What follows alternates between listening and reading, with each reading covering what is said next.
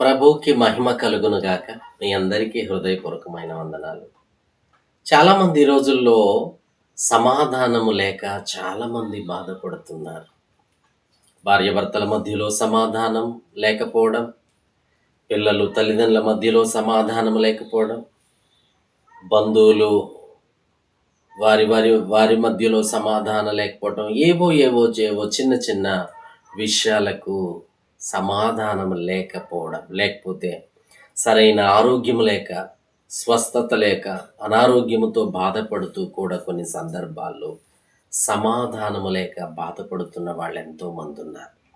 కానీ దేవుని వాక్యం సమాధాన పరుచువారు ధన్యులు, వారికి సమాధానము కలుగును.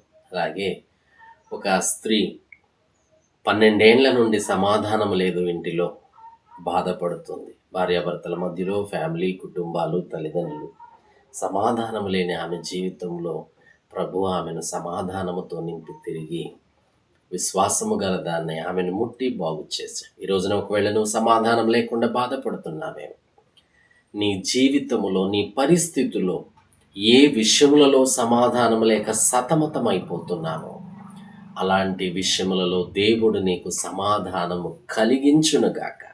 అలా మీరు నమ్మండి, దేవుని మహిమను చూడగలుగుతారు. God bless you. దేవుడి మాటలు ఆశీర్వదించునుగాక. నచ్చితే లైక్ చేయండి, షేర్ చేయండి.